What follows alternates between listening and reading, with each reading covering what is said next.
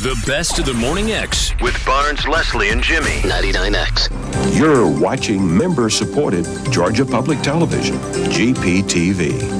For the next few minutes, we'll be concentrating on young people and their career searches. And who better to get us started than two of Atlanta's most popular morning radio personalities from 99X. Assistant Program Director Leslie Fram and morning show producer Jimmy Barron. Take it away, guys.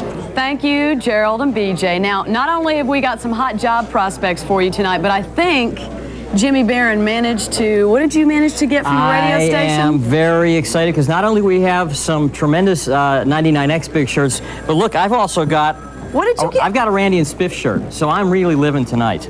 And I just got to meet Rhubarb, my favorite morning guy, so here we are. And I gotta say, you don't look like this at 4 in the morning, okay? No, I don't. Now, a lot of people right now are wondering, you know, hey, tell us about the jobs, tell us about the great career opportunities out there. And then I know a lot of guys out there are asking, Jimmy, just step out of the way and tell me the name of that blonde girl answering the phone. That's what a lot of people want to know. So it was quite a success for you two on GPTV? Job fair last night. I'll tell you what, the only word that comes to mind, train wreck.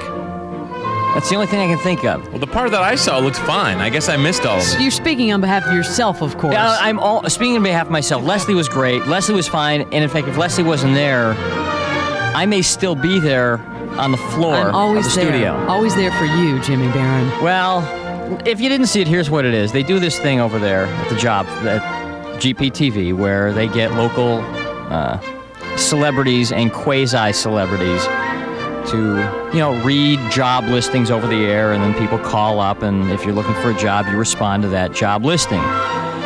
And their job listing, and we just sat there for, you know, half hour. We're reading listings like, you know, job number 92 is an opening for an accountant. You'll need 12 years of education, you need 4 years of experience. The job pays, you know, $25,000 a year, and da-da-da-da. Job number 92 is for an auto mechanic in the city of Conyers, da-da-da-da. So, we're reading along. And, of course, we haven't read over any of these jobs. We're just reading them as they come up on a teleprompter. Exactly. And now let's join about 20 minutes into the show. Here's where it all unravels. Must have experience in electrical, pneumatic, hydraulics, and ammonia refrigeration. Salary $40,000 per year. This job is in Chattanooga, Tennessee. Job number 118 is an opening for a poultry boner. Okay. I've never heard of that before. He would have to give me that one. The job requires no formal education. No experience is required. You want me to finish this one? You better. We'll use knife and fingers to cut, scrape, and pull meat from the bone and poultry processing plant.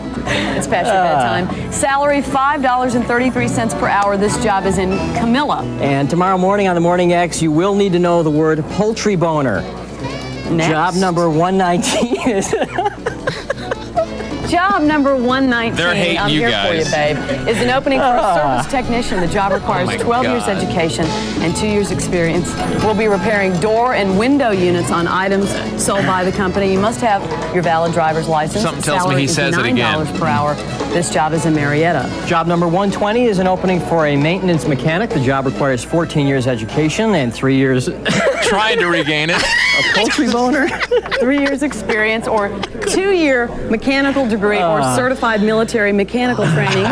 Salary $12.64 per hour and up depending on experience. This job is in Columbus. Yes. Let me tell you something. You're there trying to hold him together, but he's seeping through the seams. At this point, he has totally lost it. Now, you know, and I'm thinking to myself, okay, wait a minute.